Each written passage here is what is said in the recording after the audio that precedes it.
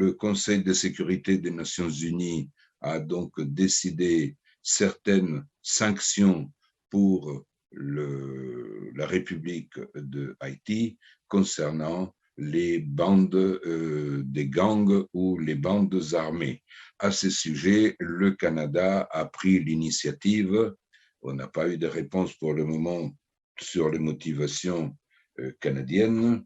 Le Canada a pris l'initiative d'accuser un certain nombre de personnalités haïtiennes et appliquer directement des sanctions. Le Canada a décidé d'appliquer des sanctions sur des citoyens haïtiens qui n'ont pas été jugés, qui n'ont pas été accusés. Donc, il y a une attente aux droits de l'homme, puisque tout individu est innocent jusqu'à ce que sa culpabilité soit prouvée.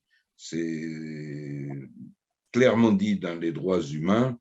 Et en plus, un individu doit être condamné, si tel était le cas, par une cour compétente, pas par un gouvernement. Ça, c'est donc une violation des droits de l'homme par rapport aux victimes de cette liste canadienne. ¿Cuál era la misión que teníamos que cumplir, señores periodistas, queridos periodistas? Investigar, verificar, hacer un informe con observaciones y recomendaciones sobre lo que habíamos observado, investigado, y si existían violaciones a los derechos humanos, constatar estas violaciones. Constatar estas violaciones en el informe e informarle de aquello al Alto Comisionado de las Naciones Unidas de Derechos Humanos. También hacer revisiones periódicas sobre las observaciones y las recomendaciones y informarle, digamos, al mundo sobre lo que estábamos haciendo. Eso eran en líneas muy específicas cuáles eran los puntos de nuestra misión. Para un poco. Oui, donc les lignes spécifiques de notre mission, pour résumer un peu, étaient de enquêter sur place avec des personnalités haïtiennes, avec des personnalités qui connaissaient donc les victimes, et à partir de là, on avait suffisamment d'éléments pour construire un dossier qui est le dossier que notre président a présenté il y a quelques jours, en fait lundi dernier, au bureau du haut-commissaire et qui a été donc instruit par le haut-commissaire, ce qui prouve que effectivement les Nations Unies considèrent une violation dans le sens qu'il faut une cour compétente pour pénaliser un individu dans le monde, dans les pays signataires en tout cas de la Déclaration des droits de l'homme. Il faut une cour compétente et ici ce n'est pas le cas. Acerca de nosotros, ¿no? Somos una delegación, ¿cierto? Una misión sobre nous sommes donc une délégation, une mission de droits de l'homme. Y fue mandatada por la Fundación Derechos Humanos. Donc, notre mission a été mandatée par la Fondation Droits Humains Sans Frontières. En la que me correspondió hacer la redacción final del informe. Dans laquelle j'ai dû, en plus de mener l'enquête avec 2 autres personnes choisies pour cet effet, j'ai été chargé de la rédaction du rapport qui a été donc donné au commissaire des Nations Unies. Y en esta misión pudimos constatar efectivamente que se habían aplicado sanciones que vulneraban la Carta de Naciones Unidas sobre Derechos Humanos.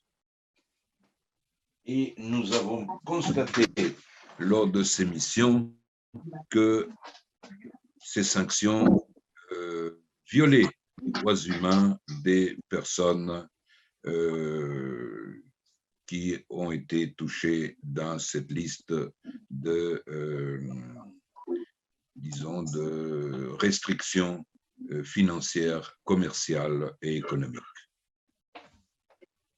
Y que estas sanciones recaían específicamente sobre ciudadanos individuales haitianos, tanto en Canadá como en Haití.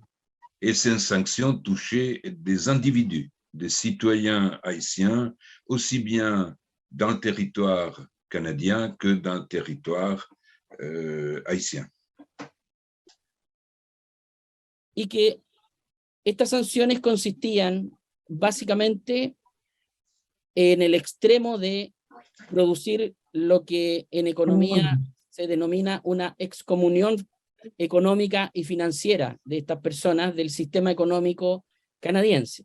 Dont le but était de exclure, de excommuniquer ces personnes du système financier canadien par des mesures prises.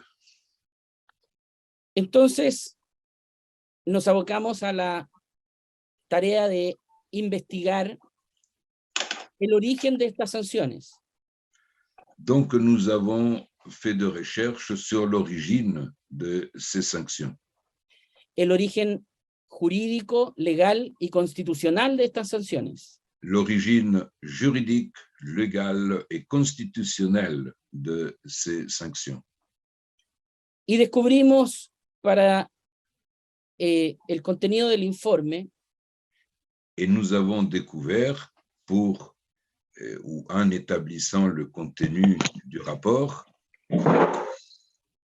que se habían dictado leyes especiales casi una década después de ocurridos los hechos para sancionar estos eventos en Canadá.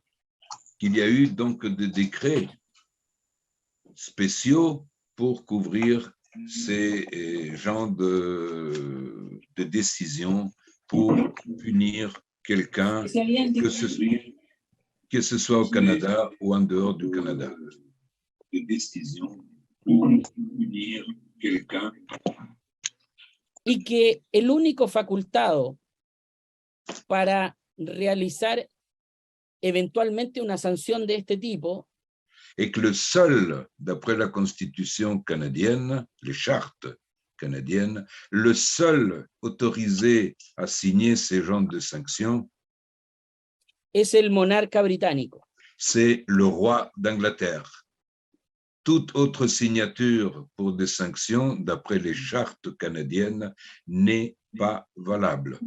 Et d'après les chartes canadiennes, ça c'est différent du constat de violation des droits de l'homme. En plus, les sanctions sont illégales vis-à-vis des chartes ou de la Constitution canadienne. Entonces, hay una discusión muy antigua en Canadá y en el Reino Unido, en ambos parlamentos. Il y a donc une discussion aussi bien au Canada que dans le Royaume-Uni que tiene relación con los poderes que se le transfieren al gobernador en consejo canadiense por parte del monarca británico. Sur les pouvoirs du gouverneur, des pouvoirs qu'il utilise ou qu'il exerce en représentation du roi. Quels sont ces pouvoirs du gouverneur au Canada en représentation du roi? Il y a une discussion depuis très longue date et pour le moment, ce n'est pas clair. Donc, toute sanction, d'après la Constitution canadienne, et c'est marqué dans le rapport, devrait être signée par le roi du Royaume-Uni. Presque 80 ans, hein, le Canada l'a signé et n'a jamais récusé cette signature. Donc, le Canada, comme tous les pays du monde, sont tenus à respecter chaque article de la résolution des droits humains et la faute de respect doit amener de sanctions de la part des Nations Unies, l'ordre des Nations Unies d'arrêter avec cette liste parce qu'elle est contraire au droit international et d'indemniser les victimes. Sí, Voilà. sí. Y por último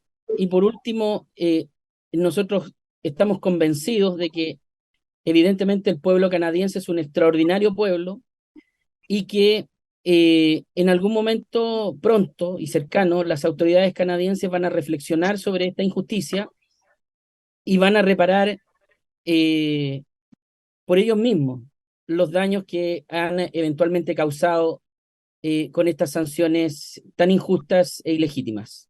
Nous croyons et nous sommes sûrs que le peuple canadien est un grand peuple et que le peuple canadien comprendra qu'ils sont trompés, qu'ils ont tort dans ce dossier et nous sommes certains qu'ils vont arrêter assez rapidement ces sanctions illégales et qu'ils vont, comme nous on le demande, indemniser les victimes. Il s'agit d'un grand peuple et qui doit, nous sommes sûrs, très rapidement comprendre l'erreur commise par ce grand peuple et son gouvernement qui est démocratiquement élu en liberté.